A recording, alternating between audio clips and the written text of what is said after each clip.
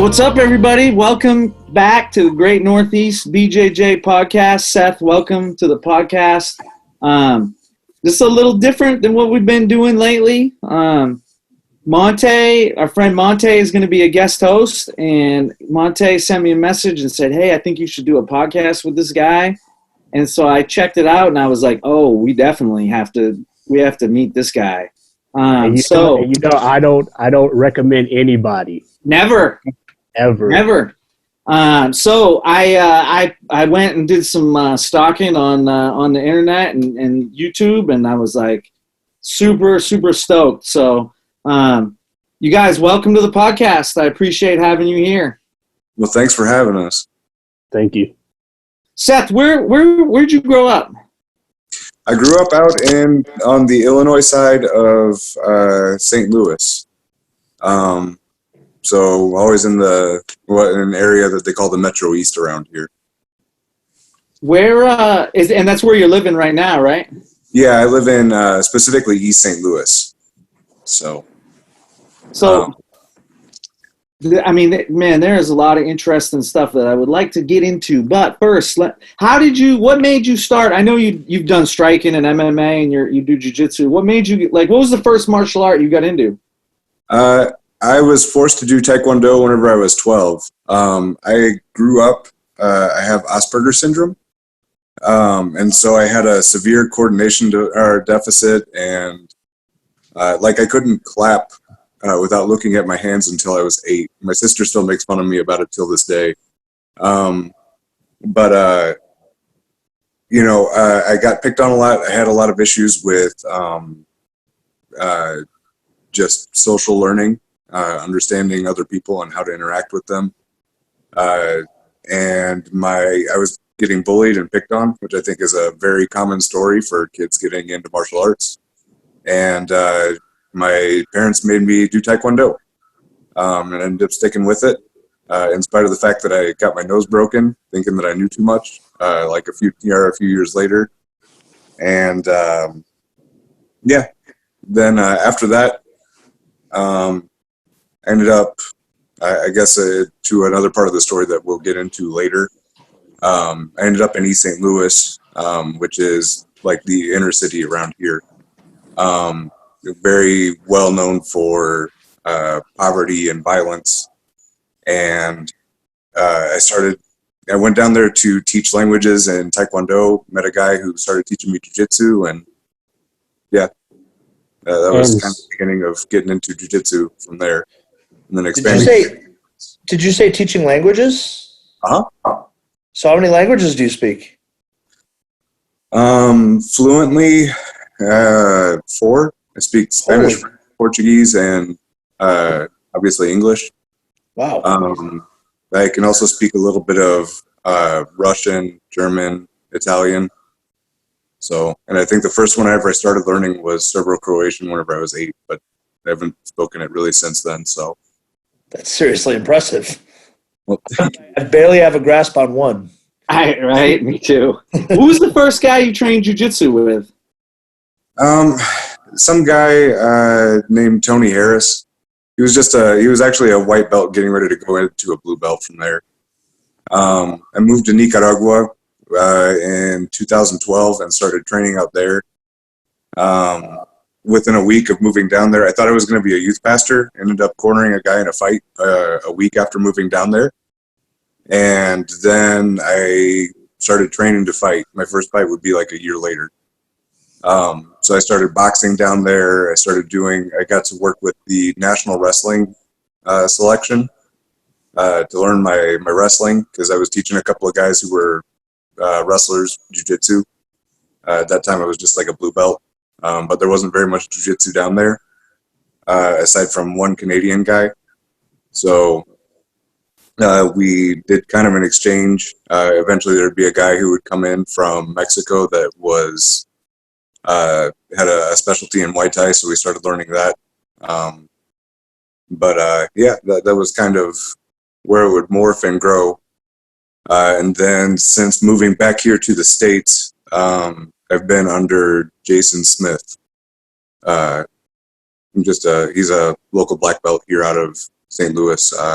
who owns a gym called Maelstrom. So your first MMA fight was in Nicaragua. Yes. That's pretty cool, man. Yeah, it was pretty fun. I was the first guy from the States to fight down there. I fought a guy. It was so bad. The gym I was training in, to give you an idea, there were no mats like hardly anywhere.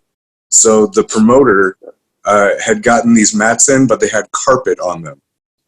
And that was what we were training on. And we were rolling around the day before the fight, I remember. And one of my training partners was trying to mimic my opponent, who didn't know very much jiu-jitsu. And he's just doing all kinds of crazy stuff. And so he started just moving around doing dumb crap. And there was so much friction, my shoulder hit into the mat, dragged, and it my acromion process ballooned up. I know the injury in Spanish just because that's how it was treated. They call it synovitis, which I don't know if you would translate that to synovitis or to bursitis or something like that. But it my collarbone was separated slightly. And so I went into the fight. I couldn't punch. I couldn't throw a jab. And, everybody would afterwards, I ended up winning because I got the guy to the ground and armbarred him. But after I took 7 overhand rights, and I still to this day have a bump in my cheekbone from where he had broken it. But man, it was just, that was a rough go of it. But yeah, it was a fun time. What year was that? That was in 2013. And it was in Managua, in the capital. Hey, Seth, I have a question for you. I mean, we've already discussed this, but just in case that they probably don't know, what was one of the biggest reasons what motivates you to do MMA? I know you had gave me your reason, but I want you to let them know. I never really wanted to be a champion. I just wanted to, I knew it was going to be an opportunity to learn something and to be able to kind of give a story, but but it was an opportunity to network and build relationships with people all around the region, because I was so focused on trying to do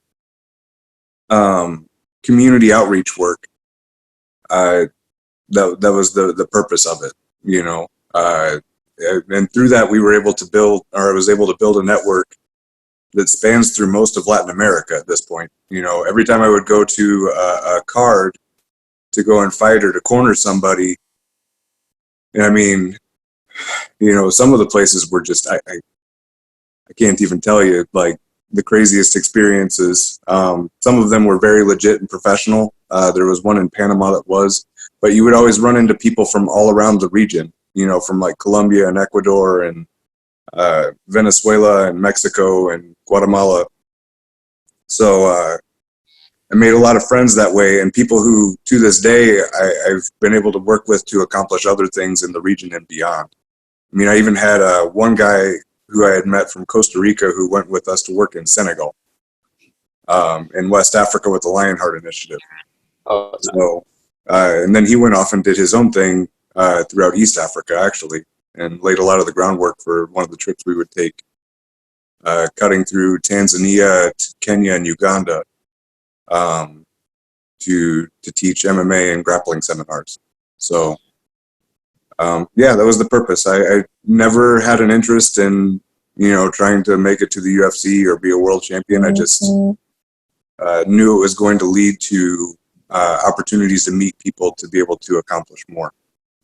Man, I don't even want to, I feel like I'm sidetracking kind of the martial arts discussion a little bit, but it seems like you have a huge drive to help people. Mm-hmm. Kind of like it sounds like what you wanted to do is increase your circle of influence to enable you to help people, whether it was through grappling or not. It sounds like that's a major driver for you. Where does that come from? What made you interested in, I mean, obviously you've got a good heart. You remember how, going back to the language thing, the first language I had learned was Serbo-Croatian whenever I was 8. That was because my parents, we were actually living in a really poor rural area at the time. My parents would float around when we were young. But they wanted to adopt a child from Serbia during the Kosovo conflict, which my family, it required that two of us learned Serbian, and then we had to convert to Serbian Orthodox Christianity, which meant these like long church services that were like 3 hours. You weren't allowed to sit down, and everything was in Serbian. Oh, that's brutal. Oh, it was terrible. Imagine being 8 having to go through that. But, it made me acutely aware of people having problems, like global issues whenever I was a kid. At that same time, I also had my first pen pal who was from Croatia. Actually just found I was rooting through my closet and I found the letter I got back from him, the first one. And that was like 25 years ago. But eventually my parents, we became one of two families in the United States that were eligible to adopt from Serbia at the time, and then they shut down adoptions altogether. My parents wouldn't give up. They ended up on the idea of adoption, and they ended up adopting my two brothers from Guatemala, which is why I started learning Spanish. And so I grew up. I remember whenever I was 15, we went down to Guatemala to pick up my brother. And he was 7 months old. He had red hair from malnutrition, and he had these blue spots on his body that they call Mongolian spots. I don't know why. I guess somebody in Mongolia had them at one point, but it's something that's very prevalent. And malnutrition are malnourished children, and something that you find a lot in parts of Latin America. And so, I watched my little brother, and as he grew up, his teeth didn't form correctly. He had issues with the development of his calf muscles and all these things as a result of just not eating enough, whenever he was just an infant. And so seeing all those kinds of things, it just what I grew up in. It's a mentality that my parents built into me, the importance of creating opportunities for people who don't have them. And likewise, my parents would go on, they'd start their own security business, which lifted us kind of out of poverty and into like an upper middle class life. Sorry, that's my 5-year-old son. He's no. yeah. Yeah, I'll have to get him in here to say hi, Monte. Yeah. Please do. Hold on one second. Noah, venite! I wonder will he recognize you with the beard. I have no idea. I'll call to him. I'll go get him later. But anyway, yeah. So I'm sorry, that sidetracked me a bit. So I was talking about my parents building up their own business. We ended up going. Yeah, and then we ended up moving into kind of like a upper middle class neighborhood in another suburb, and but the entire time, everything that they would end up making on their business would go towards pretty much raising my brothers and being able to adopt them. But the idea that whatever opportunities you get are for the sake of creating opportunities for others that don't have them. Where did your parents? Your parents sound like amazing human beings, man. What's really their story? Their story? My mom was the daughter of a pastor. My grandpa, I believe, ended up he had a church in Indiana, one in Colorado, so she moved around a lot. They met in Iowa. My dad is from the area that I live in now. I don't know. They met up there, got married. I think they moved to Chicago for a bit and then pretty much stayed in this area for a long time. Pretty much, yeah, since I was about 2 years old. I don't know. I guess that's pretty much it. As far as like their motivation, I don't know. My mom, you know, we always grew up a lot with her Serbian heritage because her grandfather came here in the early 1900s, fleeing from Serbia.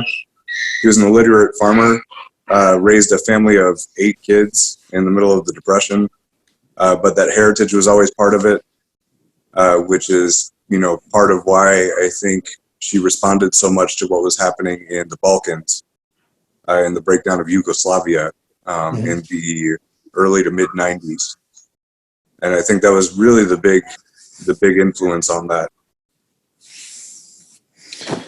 I mean, this, like, I don't know about you, Georgie. The story is like surreal. It's crazy. It's one of the most interesting. I'm telling you. I saw when I started looking at your like the Go International. Is this like so? When did Go International start?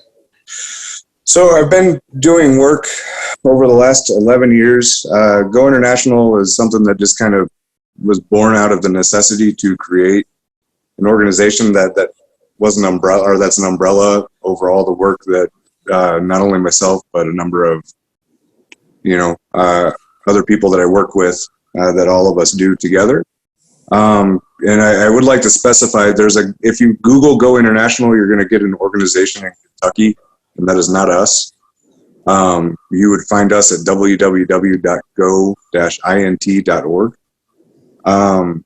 We are based out of East St. Louis, but after doing work in, you know, over 20 countries at this point, there was a common thread that I would find. The very first trip I ever took out of the country with students of mine from East St. Louis, and this is pretty much the big progenitor. I had 3 students from East St. Louis. We went to South Africa, and the idea was that a lot of people that go out to do humanitarian type work tend to be upper middle class, you know, or wealthy people, and they're looked at as, you know, philanthropists. My first student was with me on that trip, and it was a girl who on my first day at the center tried stealing my car. And I always make fun of her about this. And now she's actually a volunteer now. She helps me teach classes. But simultaneously on that first day, I saw she was learning Mandarin Chinese. So she was exceptionally bright. I taught her Spanish, French, and Portuguese as well. And so we went to South Africa. It was her sister, and then another one of my students, who the kid just looks like the Hulk. Just very strong, and a really good jiu-jitsu competitor as well. But we went down there to work with AIDS orphans. And there was one day where we had a chance to do some tourism, and we went to Table Rock Mountain, which is on the southwesternmost point of the African continent, and it overlooks the point where the Indian Ocean meets the Atlantic. So there are people from all over the world here, and it's, you know, me, my group of kids from East St. Louis, which is a predominantly African American community, and then a group of white people from Wyoming that we went with. And as we go around the mountain, there are people from all over the place, and we're hearing all these different languages. And I'm watching this, you know, she's 16 at the time, and she's going around and conversing with people from all over the world. So I listened to her speak Portuguese with some Brazilian people. There's some people from France. She speaks French. And there's some people from like Argentina. She was speaking Spanish with them. And DJ, the young gentleman I had just mentioned, he and myself wanted to go to the peak of the mountain, and while Ariel and her sister wanted to stay with the group from Wyoming that we were with as they went down to the base of the mountain. So DJ and I went out, we saw what we wanted to see, we went down to meet with the rest of the group. And as we get to the base of the mountain, we see this group of white people from Wyoming and this group of people from China and this little black girl in the middle of it from East St. Louis as she's translating back and forth, you know. And at that point, Amazing. You know, I saw how brilliant, you know, these kids were, but they lacked the opportunity and the resources, you know, that other kids might have. And so everything from there, as far as building out international networks and connecting with people, would go on to promote the idea that you know, people who come from these communities can do big and great things. We want to see that happen, and do everything that we can within our ability and power to see them succeed on a grander scale.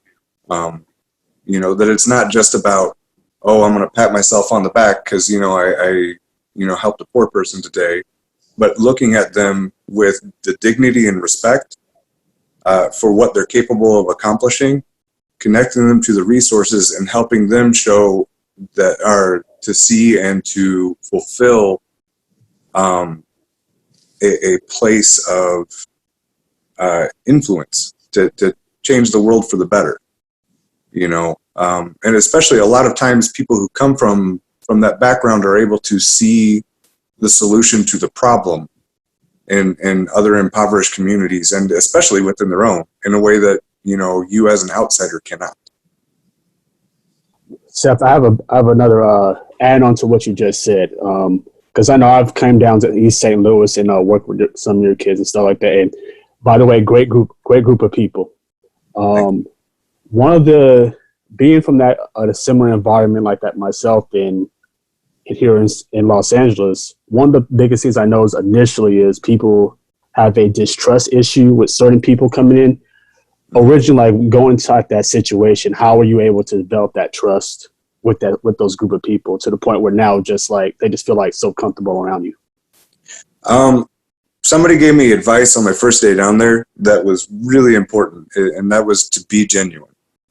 Don't try and fake it. Don't try and, you know, imitate people around you just to try and fit in, because it's like now I'm a dad.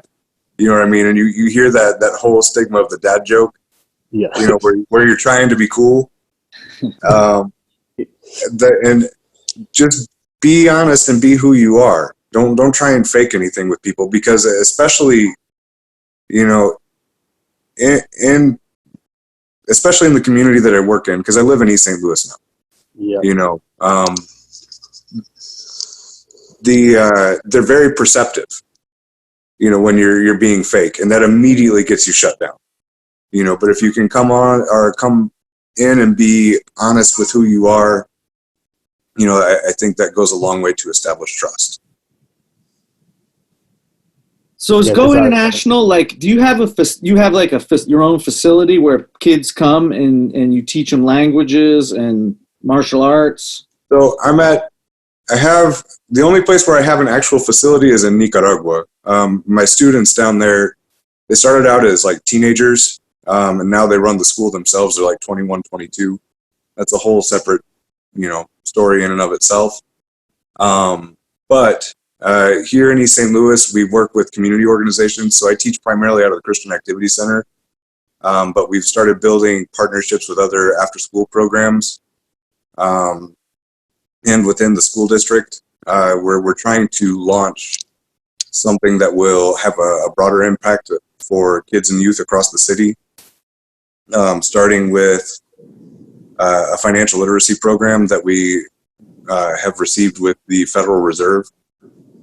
One of the 12 Federal Reserve banks is in St. Louis, and we've been working with about 170 kids here through the Christian Activity Center, and we're looking to scale that out, because that only represents, I think the total number of kids within the CAC represents about maybe 3% of the youth across the city.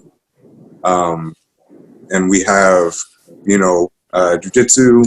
We've got the language program, in which I've got I've got, I think, 13 total volunteers that are teaching the kids 6 different languages. That includes Russian, Mandarin, French, Portuguese, Spanish, and Vietnamese. We might also have somebody, once all of this is over with COVID-19, who will come in to teach Swahili. And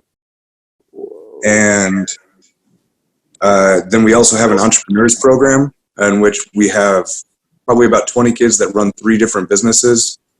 They run a farmer's market where they grow everything themselves, so there's a gardening aspect to that as well as STEM. They run a jewelry business in which they make and design earrings and necklaces using things that we import from all the countries we travel to.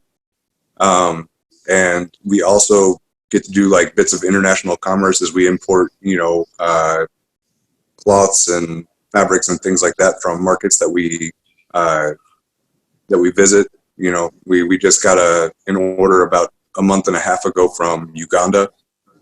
And then the kids also have a healthy snack shop. So we've got a lot of stuff going on, but it's only reaching, a small percentage of the kids in the city. So our goal is to be able to scale some of these things out. And since we've got the partnership with the Federal Reserve and pretty good communication with 6 other after-school programs and the school district, we're going to launch the financial literacy program across the city and hopefully get about 50% of the youth in the city. That's amazing. Obviously these programs are just incredible for a way to, like you said, smart kids, gifted children, just without the resources that, some luckier folks have to help propel them into, an advantageous spot where they can influence the world and kind of bring good to the world. But dude, this sounds like an amazing amount of work. It's quite a bit, but it's only possible because of all the people that help out with it. I think we have a total of some 15 partner organizations that we work with, good, strong leadership and volunteers, across different sites. And the other thing that makes it unique is the goal of self-sustainability. The goal is not for me to be running the programs in a certain place into perpetuity. If you want something to genuinely be impactful and in a way that is tangible and measurable, you have to actually see people come out of the situation that they're in, and see them make progress and take roles of leadership. So like with the language class, things are still moving forward. Right now we're in the paperwork phase, but I've got 2 of my Spanish students. They're 2 high school girls, and they're going to be going to a foreign exchange program where they're going to be in Panama for 6 months. And at that point, they'll be putting all of their Spanish into practice. They've been working on it for 3.5 years. Both of them have already traveled and have met their host families. One of the host families is actually a friend of mine that I met fighting in Panama. I went and trained with him a lot. And he runs a gym down there, and has even taught jiu-jitsu at an orphanage. So, dude with a really good heart. Where's his gym? His gym is in Colón, Panama. So it's on the Caribbean coast, which likewise is Panama itself. It's like the Caribbean is predominantly Afro-descendants.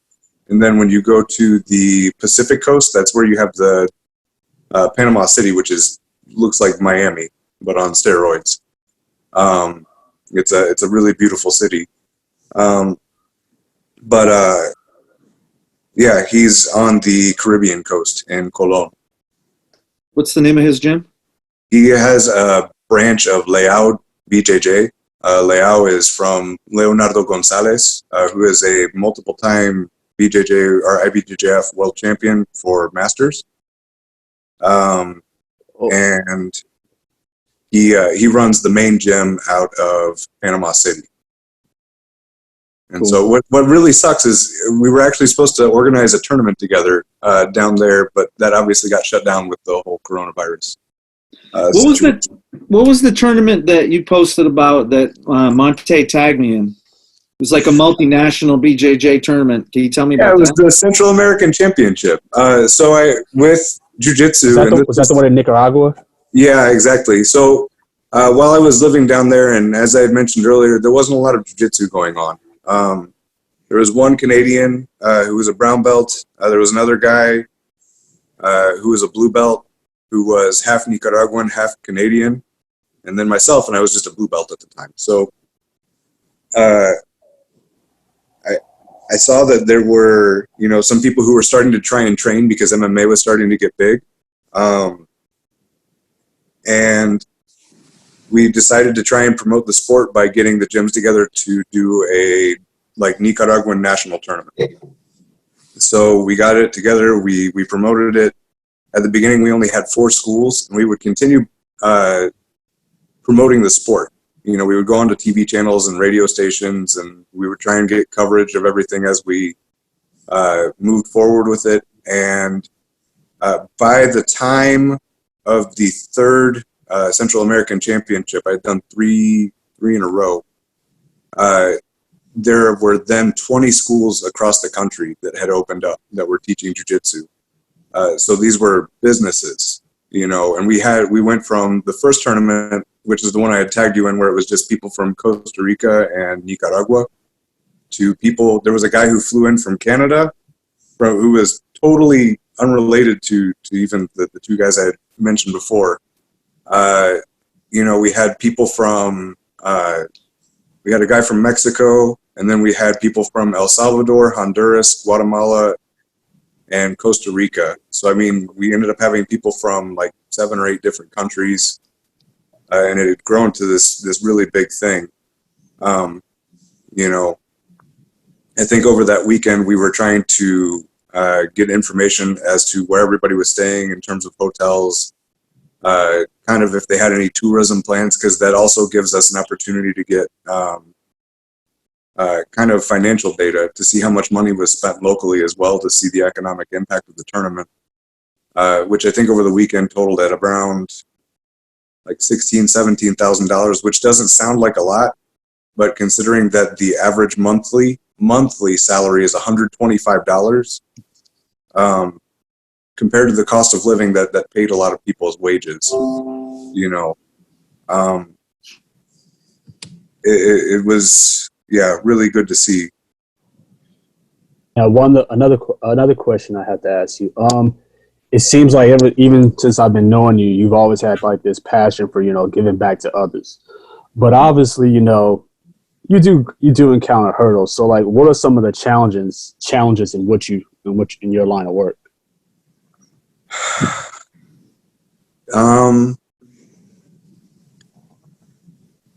Okay, so some of this is difficult to explain. We were trying to, for example, go back to Nicaragua to do another tournament, and a semi-revolution broke out, and then in the midst of that, I still run That's a problem. That's a problem. That counts as a problem. Big problem. So, political situations in other countries, violence. Here in East St. Louis alone, I think I lose about 6 people that I know every year, that get shot to death. And it's not to down the community, but it's the reality, that we face down here. I've been robbed a number of times, particularly in Nicaragua. I've been robbed here. That was the first time in which I got jumped by 3 guys outside of a gas station while trying to buy candy for my Spanish classes. But in Nicaragua, I had, Noah, vení. ¿Te quieres saludar a alguien? Vení. Estás aburrido. ¿Qué quieres comer? Agarra la pizza que está ahí. Do you want to say hi to MONTAY? Do you remember him? Come here. Say hi. Hi. Do you remember MONTAY? No. Oh man, that's Sorry, a man. stab. He's coming at me with the I'm bored attitude. I would chalk it up more to that, MONTAY. All right, I'm good. I'll survive.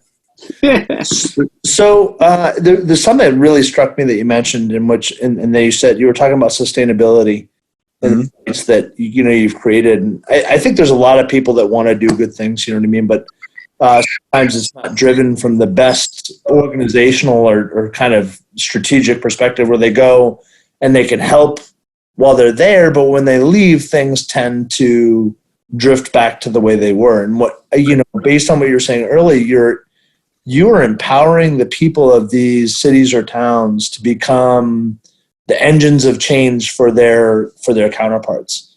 Mm-hmm. And I know that probably makes things a lot harder for what you're doing, but that is real sustainability, because they stay behind. They say, I've learned a lesson. Seth taught me to live a bigger life, to think bigger, and to respect myself and to respect my community and do what I can. And then they do. And they become the agent of change, right? Versus like, hey, you can go, it's kind of a teach a man to fish type deal. It's a much harder problem to solve, but it is far more effective in the long term. Like, that really struck me. Could you talk a little bit more about that and kind of the relationships you built with the people that you've empowered to do that?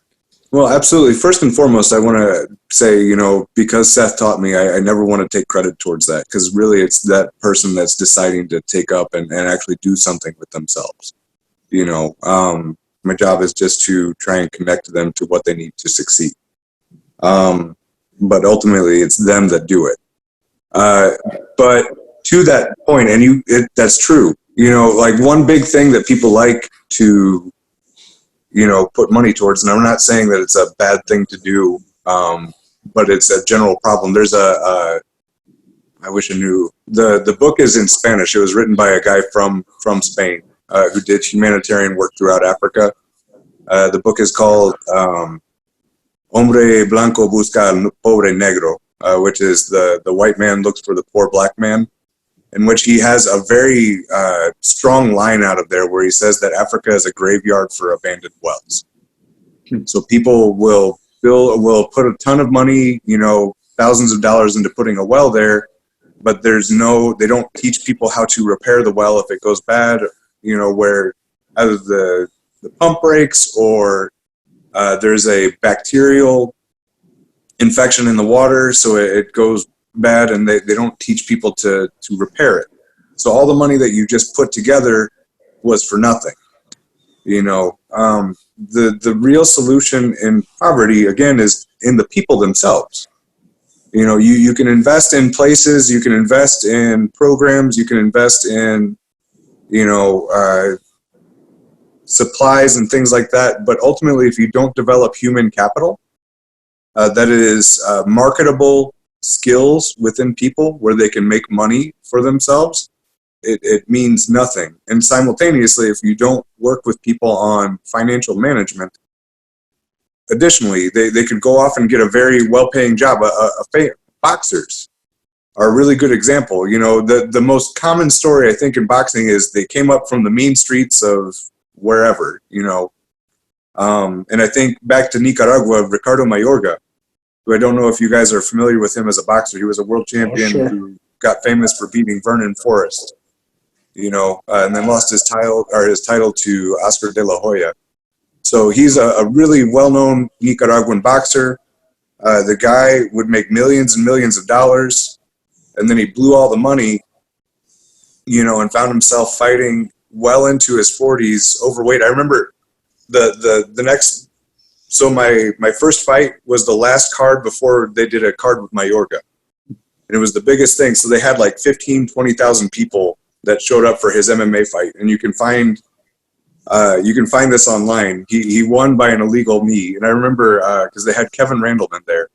And the fighter, and Kevin Randleman was on the side, and he kept on going, "How do you say illegal in Spanish?" Like he was yelling it out at the commission. Because the guy got Mayorga in a triangle, and Mayorga doubled him up and kneed him in the spine. He didn't know anything, but the fight was at 155, and Mayorga came in for the weigh-in, and he was like 24 pounds overweight. You know, he had a long line of like women in bikinis that were holding all of his world titles, following up as he was just, you know, this fat guy with a cigarette hanging out of his mouth. And, you know, after that, those MMA fights, he made some money off of them, but then was stuck, you know, fighting with Don King, negotiating his contract so he could go off to fight for small promotions for like $5,000. And then afterwards, they ended up finding him on the street, stealing people's cell phones. You know, so he went right back to what he was whenever he was a teenager, before he started into boxing. You know, and how often you might have a situation where, you know, you work with somebody to get them out of poverty. They start making progress, but they don't understand how to manage their finances. You know, so even if they develop the skills, then that becomes another hurdle that they have to overcome. Because you're looking at, you know, a lot of times generational poverty. So people don't understand how to manage income once it starts flowing in. And there's a temptation to just start spending it like crazy. So these are if you're looking for long-term solutions to poverty, these are the kinds of hurdles that you really have to overcome. And it does. It takes a long time with a lot of dedication and hard work, you know, on everybody's part, but the results are more lasting. You can see that it's something that goes on and can potentially change something for generations. You know, so it's not only that person, but it's the family that they end up going on to have. You know, and the kids that don't have to go through the suffering that they had to. So, yeah, that's the. I guess that's pretty well the main point. That's incredible. So I saw the you know video on YouTube of you in Senegal. Can you explain that project? Sure, that's the LionHeart Initiative. I came along with them in 2016. I was supposed to move to a part of Africa to go do some work, and I was planning on continuing to do what I had, you know, already succeeded with in Central America. And go through the route of, you know, martial arts. And I was looking up places that did MMA and jiu-jitsu in West Africa, and I came across a video of theirs. So what they do is they try and create the same thing, self-sustainability through martial arts, you know, character development, and are all across Africa. And I think they operate in 17 countries as of right now, but they've had a lot of people who have come through. Thomas Jung, who is a kickboxing coach over at American Kickboxing Academy, has gone over to Senegal. He's French Senegalese. Cyril Gane, who is he's in the UFC right now. He's an up and coming light heavyweight. Cain Velasquez even went out there and did like cut a promo. So like, there's been a lot of people who have gotten involved with them. But the LionHeart Initiative just works to grow the sport, because when you grow the sport, you grow an industry, and that creates jobs, creates businesses, creates national pride. And there's a lot of strong benefits to it. So when we went there, it was myself, again, a buddy of mine from Costa Rica, and then I had a number of students from East St. Louis. We went over, we taught some seminars. We got to put together the very first MMA fight, our MMA card, in the country's history, in which I fought against a guy from France. Two of my students did a couple of BJJ matches against some local Senegalese youth. We got to train lam wrestling, which is it's like the national sport in Senegal. And what's unique to that country is just how much of a culture of exercise they have. I have never been anywhere in the world where like you go to the beach and they have like workout equipment on the beach. You know, you'll find pull-up bars everywhere.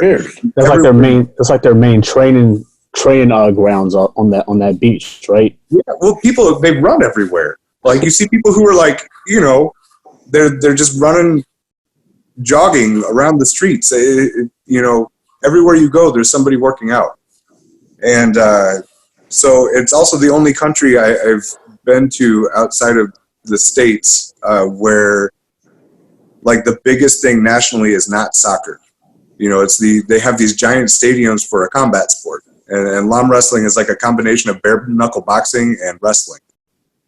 And it's existed in the country forever.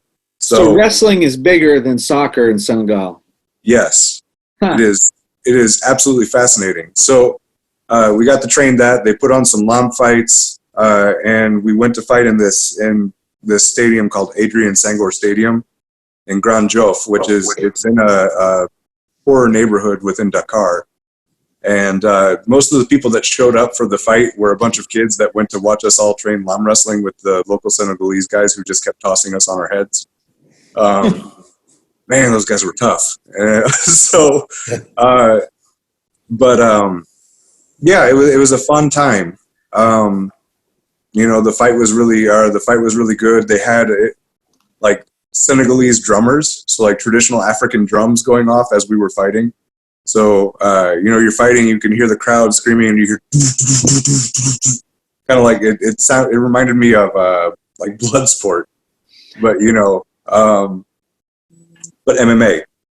So I don't know. It was frankly the coolest experience I've ever had in my short fighting career. These guys look seriously tough. These Senegalese wrestlers. I'm just taking a look as we're talking here. This is rough stuff. They're huge, and I mean, like these are big boys, and they're bare knuckles punching each other in the face, and you see that they've got like a sling, and so you can use that to wrap over a person's shoulder or their head, and you work to like bare knuckle box, like dirty boxing. Almost like they're combining, like, how should I say, a wrestling, sambo, and judo, and a little bit of striking to it, right? Yeah, there's exactly, and there's just a ton of techniques that you would find across a number of martial arts, especially grappling arts. Right. For, like you're saying, sambo, wrestling, and judo. But I mean, they're all just again, it's a culture of exercise. They eat, a ton of fish. They're right there on the coast. They're just people who are crazy strong and powerful. They're eating a lot of protein. Yeah. Like drinking whole milk, you know what I mean? These are big boys. Like, look them up if you're listening. Look up these guys. There's not a skinny guy in here. These are giants. Yeah, they're crazy. And we went to train with them, and their training is out in sand. They're just running around in sand. But yeah, that was a very unique experience. Since then, there is a local promotion that puts on MMA fights now. They had their very first. There was a guy that just got promoted to his purple belt, so that's the first like homegrown purple belt since they started introducing jiu-jitsu there in 2013, which was under Kelly Grissom, he's one of the co-founders to the LionHeart Initiative. Is that the guy who lives in Virginia? What's up? Is that the guy that lives in Virginia? Yeah, exactly. Okay. He runs a gym, Koa Gym. So, and that's another thing is just the people that you meet and connect with when you do that kind of work. That's a strong resource as well, because they have so much knowledge and experience on, how to get things moving. You get all kinds of ideas that you wouldn't otherwise have. Right, and they might be, if they're from a different organization, they might be doing something in a different country that you're looking to get into, and you're like, hey, here's the local stuff you got to watch out for. Here's you got to take care of, like moving into those places. And plus, think tanks work. Like the more smart people that are after the same thing get together, the better the ideas that come out. And so, that's just. Your story is pretty incredible, man. Dude, it's so incredible that, like, I'm not usually overwhelmed by, I'm overwhelmed by your experiences. Like, there's so many. There's Africa, which in itself is just, like, that one trip is amazing. But then there's all these other ones that it's, like, it's hard for me to even be able to get a grasp on, man. I don't know, man. I was just a kid who couldn't clap without looking at his hands. Right? I'm just thankful for all the opportunities that I've had. And like I said, the more that I get to do things like that, the more I want to be able to pay that back. And even simultaneously, again, that's my students. I've got kids from East St. Louis that are going and helping out to accomplish that. Each time that we go and do that, or, as of right now, we've got a fighters network that of all the people that we've connected with across Latin America, where they might go. Some guy goes and fights in another country or goes to train, and they might do some community work while they're out there.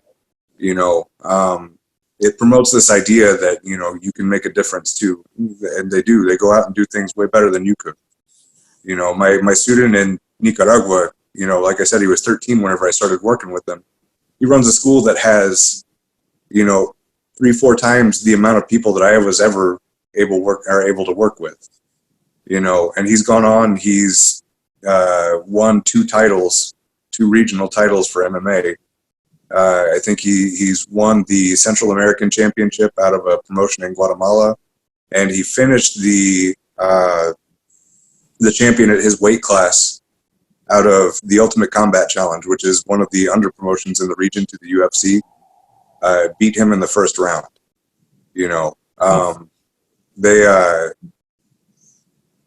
They're doing way better than I ever was. And at this point they have their own sustainable business model. They run their gym, they collect their memberships, they do their accounting, and simultaneously they do it where they can maintain a free kids class, so they can give classes out to the kids who can't afford to do it. That's one of the things I've always admired, especially when I was working with the kids in East St. Louis. How passionate they were about just learning the techniques and stuff. And even rolling with them, I noticed they were even doing the techniques that I showed that same day, which was just like, wow, they are so passionate about doing jiu-jitsu. And I think that the very next day, Anaya had won the Kanaya. Yeah, that Kanaya, girl's a beast. That was her first tournament. She choked out both of her opponents pretty quickly. She got to their back and annihilated them. But that girl, she's something special. So this kid is like 8-9 years old, right? This little girl who she can't even be 4 feet tall, and I've had her take on like freshman boys, like freshmen in high school. They're like 14, 15-year-old boys, and she will take their back and choke them out. This tiny little kid. Oh man. There was one boy who I felt bad for him because he didn't want to tap. She had his back and had the choke in so deep, and she understands all the little details to the technique. She makes a fist behind the base of the skull. She drives her head in really well, and knows how to just cut the space off more and more. And this kid, he didn't want to tap because he was getting beaten by a little girl. I was watching his eyes bulge out of his head and turn red. You know what I mean? Like we had to call it off so that she wouldn't put him to sleep. But yeah, you connect kids to something that is meaningful to them. That they build their identity around. And they realize how good they are at something. Not only does it help them to gain value for themselves, especially in a place where, they're told so often that they don't have value inherently. And you watch them go off and succeed well beyond what you could. I mean, that girl, if she continues at it, could go off and be winning worlds. Yeah, I know. I roll with her. That was, so I know. I know. It's funny because we often talk about like the values that people get out of jiu-jitsu, and adults often they get everyone's got a different story, of course, but you often hear the story about the guy that can't hold the job. He doesn't identify well with people. He doesn't have a discernible skill that he's at least identified and like driven towards. You know what I mean? He's tried a lot of things, but not good at it, and really struggle to make their way, but they find a home on the mat, and that allows them to kind of learn how to express themselves and find strength within themselves to go and either deal with their everyday life and take a step forward and make it even better and start to influence other people.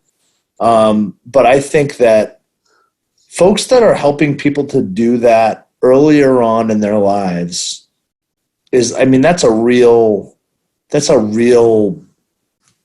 that's a real power that you're enabling the world to do. You know what I mean? You're really helping the world to do something like that. And I think that that's you turn on the news every day, and like the only thing that's news that's fit to report is bullshit that's negative, and it's a downer. And of course we want to know about it because we want to know what's happening in the world, but a lot of it's negative.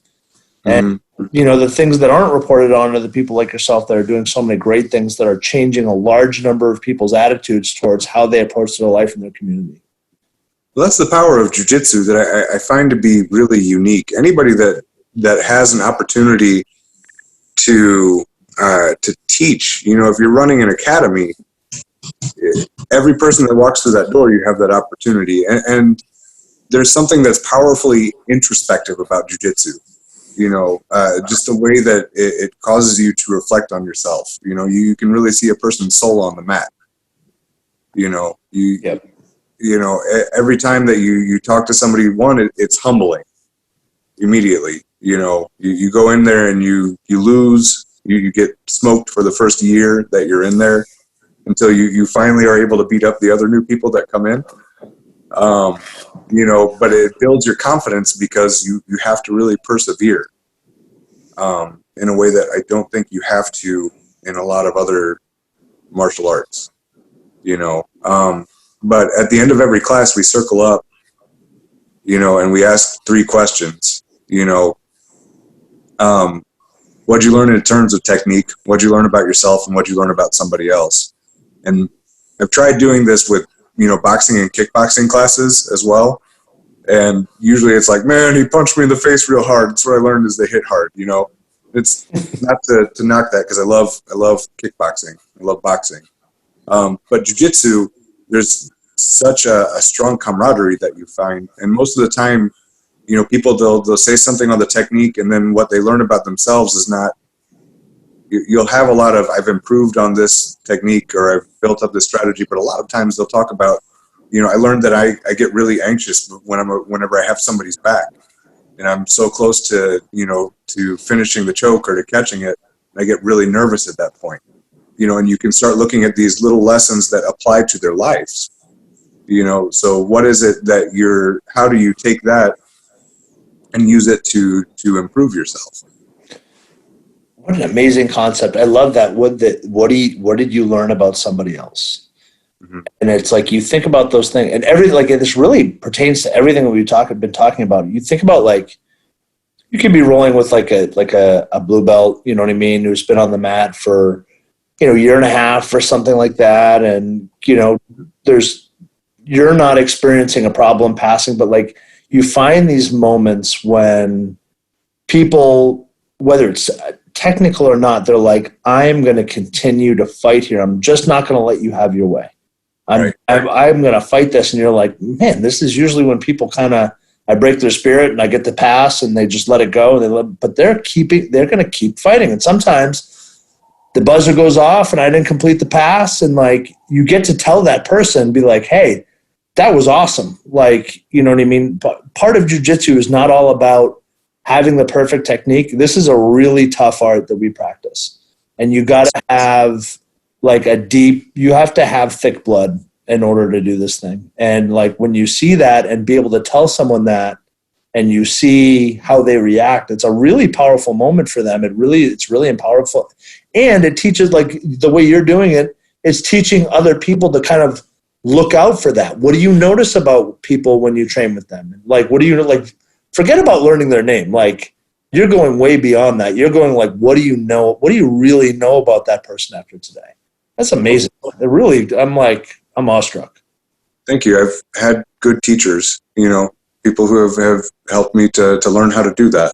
And I think one of the things that's great within that is, like you're saying, you're validating a person in a way that they might not be getting validated, and you're also building a community through it,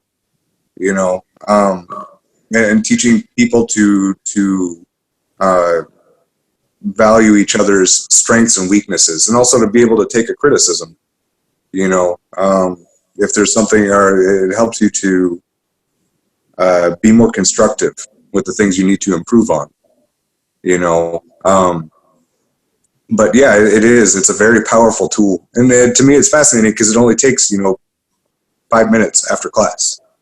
But as you grow together, everybody starts seeing more and more. And I think this is very intrinsic to most jiu-jitsu places is, you grow together.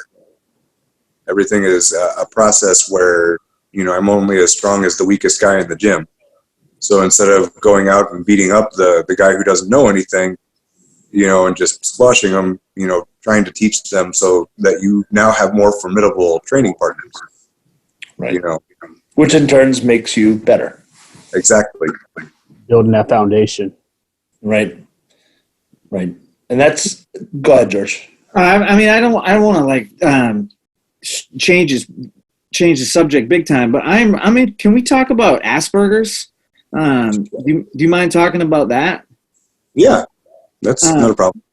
I would like to learn. My wife's brother has Asperger's.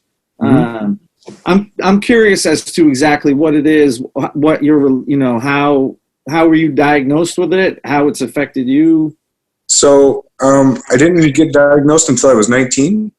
After I had already went through all the things that, I had to get through all of my stuff sink or swim. My parents would often, because I was very smart, I would spend most of my time reading encyclopedias and dictionaries and looking at atlases and things like that whenever I was a kid, and playing in a sewage creek trying to find frogs and crawdads, as opposed to, hanging out with kids.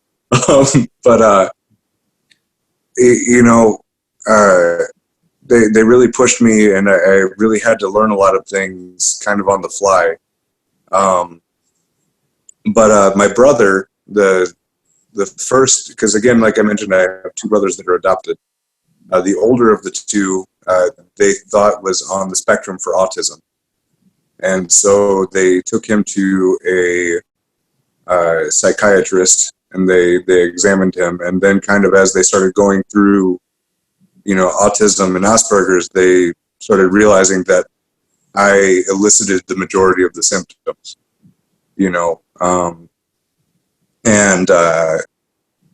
so they asked me to go in and see this, psychiatrist, and then a couple of psychologists, and they ended up diagnosing me as having Asperger's syndrome, which, it made sense. I was very pedantic and introverted, and I took things very, very literally all the time, which to this day I think is the thing that I still have an issue with. But simultaneously, I feel like one of my strengths now has become communication, where I now have to be able to take social cues from a multitude of different cultures in different languages and dialects, and so I don't know. I am a person of faith, so I feel like God has taken my weaknesses and turned them into my strengths. Where I had a coordination deficit, now I had a career as a professional fighter. Right, to learn a whole lot of different physically challenging things that require a lot of coordination. And communication and social skills were my downfall from childhood through adolescence. It would spark a very downward spiral of depression, and where I ended up getting hospitalized whenever I was 16 for suicidal tendencies. And then whenever that clicked, it made sense. I was able to read up on it and start learning about things that I needed to work on. At the same time, I also ended up waiting tables, where my ability to make money was based on my ability to interact with people socially. And that was kind of like another training ground for learning. So, and you would never think that, because I know I've seen you in action before. And just to give you an idea, guys, of what he does, because I've seen it firsthand, he would go when I first went to the Christian Activity Community Center, we would start out with the jiu-jitsu class. Right after that, he would put on his shoes in his regular no-gi gear, go inside the Spanish class for about a good 30 minutes to an hour. Then after that, go change in the bathroom, puts on a suit, and gets ready for the business class. All diverse in those communication. And I know I got that. I know I got that sequence right, Seth. I know I got that sequence right. That's actually exactly my schedule. So, and you would never thought this. Just the way he's able to just be diverse and communicate and interact with his the students and how they receive him. That's why I was just like, whoa, this guy is.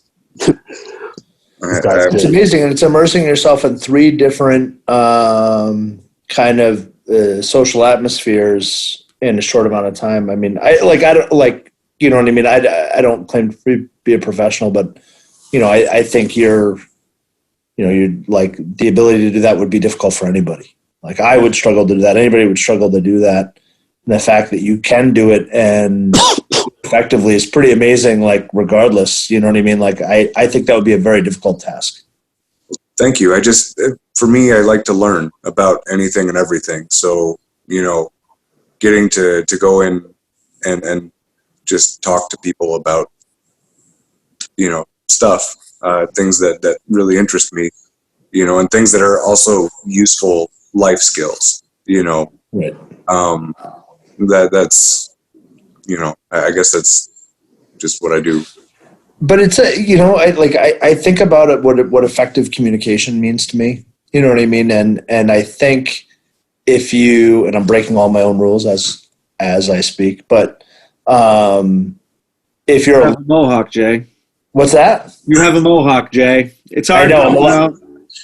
I should just be like, bro, it's fucking killer, man. That's just killer. No, but so effective communication skill, like, someone that really analyzes. They might say, oh, I'm great socially. I make friends easily, blah, blah, blah, blah, blah.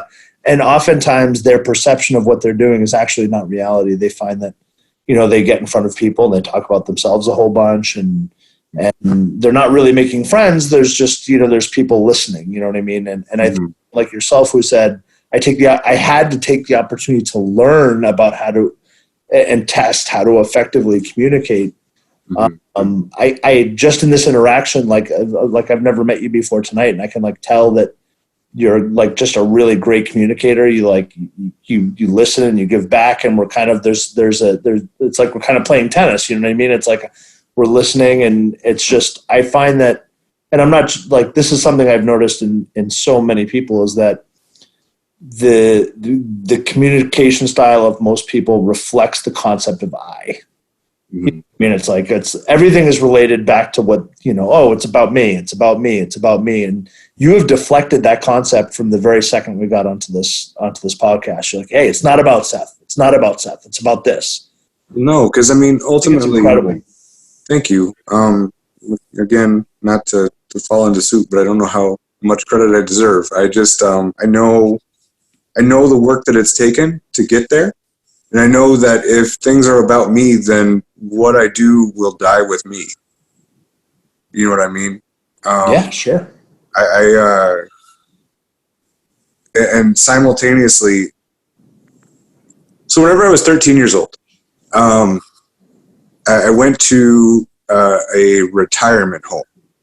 I was at some Christian youth camp, and we went from the camp to this retirement home, and some guy came out really melodramatically, and he said, I have a story for anybody who's willing to listen. And so, I listened, and the guy said that when you're born, God puts a heart in your chest, and as you go on through life, you go on and you meet people, and every time that you meet somebody, you give a piece of your heart to them, and they give a piece of their heart to you. Whether it's, a glance between passing strangers, or if it's a friendship that lasts a lifetime. And some people might take a bigger piece from you than you do from them, and then you'll try and take pieces from other people to fill that void. But in the end of your life, when you're going to be judged, the heart that God judges is not the heart that you have, because that's nothing more than an amalgam of all the pieces you've collected from other people. The heart that he judges are the pieces that you gave to others. And so on there's two ends to this. The first is, the obvious one that most people will take away, that, what I give to people and how I treat people matters, right? But the other point that's important to take from it is who I am is not a result of me. I mean, yes, I choose to internalize or externalize, certain people and interactions that I have with them. I can choose, I'm meeting you now. I can choose to completely throw away everything that you say to me, or I can choose to take it to heart, and there's elements of, work ethic and a lot of things, but more than anything, I, as a person, as with anybody, am a result of the people that have been around me. Like I said earlier, my drive towards humanitarian work is something that's been built into me by my parents, since I was a little kid, as well as my awareness of the world. Now, there are things that I chose to do whenever I was little, like reading encyclopedias and dictionaries and things like that would prepare me. I had a more extensive vocabulary. I had more knowledge and awareness of things around the world because of it. And as a result of that, it's afforded me the opportunity to build deep relationships with people, that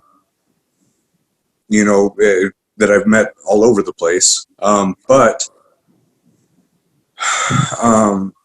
ultimately, it's a matter of who you've been around, and those are people who help to make you. So I could never take full credit, not even that I deserve a ton of it. What I do is, a lot of people might say is awesome. However, there are also people who do far more than I do that deserve more credit than I do as well. But I guess that's the way that I generally look at it. And again, it's just, I also recognize how much it took to get to where I am. Well, you might not pat yourself on the back, but I would do it if you were here with me, man. Like, I think what you're doing is incredible, and I'm just thankful that it's reinvigorating. I can't wait until we get a chance to get this out to the world. Like, the people like you are the messages that people need to hear right now. That there are still people that are interested in helping other people, and there's still selfless good souls out there, because there's dark times, man. Right now, it's dark times. I want to meet you, man. I want to come hang out with you and meet you now. You're more than welcome. I mean, MONTAY came out and visited. You'd be more than welcome to come hang with us once all this stuff is over. And 100%. Or if you ever want to travel out to Africa together, I'm always down for that. But thank you. I'd love to be able to meet you guys in person. You guys have been really cool, and I appreciate having the opportunity to talk to you. If there is one thing I could try and plug, please. My school in Nicaragua right now, they had gotten to a point of self-sustainability, but because of this situation with the virus, they obviously have had to shut down for safety, and a lot of people are obviously in shelter. Now, the country itself has not been super responsible about this. They haven't actually ordered anything mandated. Sometimes the government actually sends people out to protest en masse, which is not good right now.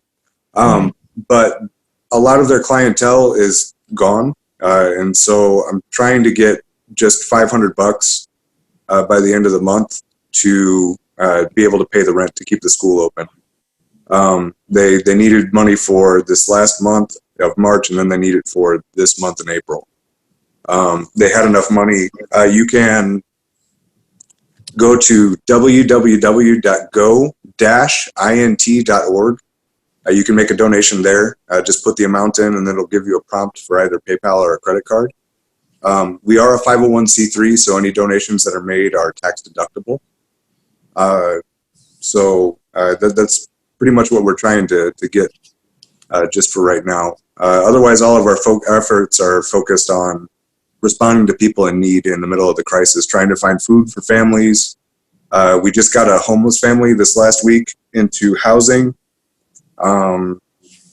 Trying to find perishables. I think in our community right now, 80% of people are unemployed, which is a lot of people are out of work right now, but our focus is trying to help those needs right now and using what resources we have to address them.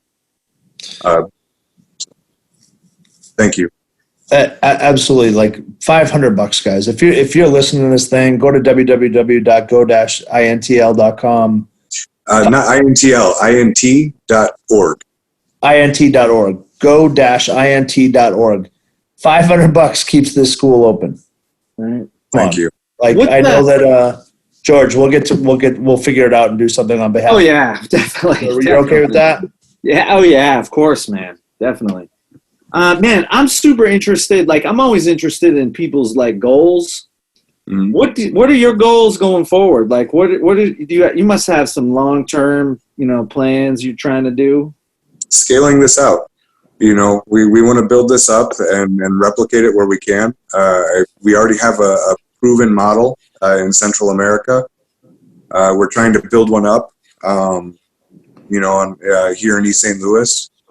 And then to expand that outwards, we're trying to build up a fighters network in Africa as well, and that's pretty much it. We're trying to build all these programs to where we can do them. Right now, we also have we're working on agricultural projects to help farmers in 5 different countries. We're looking to export some seeds and things like that will help more sustainable farming projects. And we've got a doctorate of agriculture. Our agricultural science is working with us on that, as well as some other key organizations. And so we want to do whatever we can to help people get out of poverty, and not only get out, but stay out and to build up their communities. We want to build up leadership in in these impoverished communities that works itself. Those 2 girls that I'm trying to work on getting to Panama for the foreign exchange, once they come back, they're going to be my language teachers. I'm going to start right now. We've been training them prior to all of this. They go and they teach my kindergarten and 1st grade Spanish class with me. So we're training them to teach, and then once they go down there, they'll be immersed. They'll come back with more fluency in the language, and after that, they'll be able to, or then we start training them to actually run the program. That's we want to scale things out, and you do that more effectively by building up local leadership, and that's kind of the goal. I'm sorry, Seth. Finish your thought. No, that's pretty much it. That's the goal. That's my dream, is to see empowered local leadership out of marginalized and impoverished communities around the world, raising their communities out of poverty. George, doesn't this remind you a little bit? It's different in a lot of ways to the discussion with Justin Wren. Yeah, no doubt, man. I just can't imagine, and I don't know the geography of St. Louis, but I keep picturing kids coming from East St. Louis that people are probably like, man, these kids are never going to do anything. And the next thing you know, they're in Panama and they're in Senegal and they're doing they must blow them away. It's amazing. You meet my kids and that's what they'll do. They'll blow you away. I mean, MONTAY, you know how it is. You've already seen it. Yeah, I already know. MONTAY, how'd you end up there? How'd you meet this guy? Well, speaking of the LionHeart Initiative, the way I ended up meeting Seth was as most of I do the Gravel-thons events, and I've been doing those since 2013. As of late, because of just the schedule and all this other stuff, it's just been a dry spell, so I haven't been able to do any Gravel-thons. And so I was interested in getting involved in something else. So a friend of mine was telling me about the LionHeart Initiative program. And I was like, you know what, let me just, and normally I like to just do my investigation. And the first video I saw was the one that Seth was in there when he was in Senegal. So I found out that he was probably the closest. I looked up the website. He was the closest one to me, which is kind of weird because most of the people in the United States live on the East Coast. And I just contacted him and just started asking questions about it because I wanted to get involved in it. And then from there, I just started looking through his photos and then asked him, "Oh, you teach a class in East St. Louis?" And he was just like, "Yeah, I teach a class in East St. Louis." I was just like, "Have you had any guests come by?" He was like, "No, not really." I was like, "Well, I have some time off from work. Can I come down and teach a class?" He was just like, "Sure." And then so around that time, caught the plane. He picked me up, and we just had a amazing time those 2 days of just training. We got a chance to hang out afterwards and talk a little bit afterwards, which is just a great experience of getting to know him. And most importantly, just those kids, man. Those kids they reminded me so much of myself and my old friends when we were coming up, when we were living. That's what made it so that's why I kind of touched my heart a little bit. Yeah, man. You had, it was really special, man. I was glad because, I haven't had anybody come through, and for somebody to fly out from Los Angeles to put money into a plane ticket to come out and see us. And on that note to going out afterwards, Noah was talking to me about going up to the top of the arch with you this morning. Oh, so, he was? Yeah, so it's not that he doesn't know who you are, doesn't remember you. He's just kind of being a punk right now. That's what kids do. Oh, yeah. Man, I mean, because, there's always this talk of jiu-jitsu's changing people's lives. And, man, it does in a lot of different ways. But this is tangible, or, it's right in your face. Damn, this is jiu-jitsu changing the world. It's beautiful. Yeah, and it is. It's a powerful tool. Anybody out there who would like to go out, who, especially for people in jiu-jitsu who might have a purple belt or up, if you want to travel and you want to do something like this, go to the LionHeart Initiative, MMA For Africa.com, and you can find, they'll hook you up and get you set up to go out. I know MONTAY was planning to head to Kenya to go and give a seminar. But anybody that wants to, this is something that you could do. And you were about to go almost a week after I was coming back, I think. So we would have been I would have been leaving and you would have been going there. Yeah, I know. It was within 2 days. Yeah, 2 days.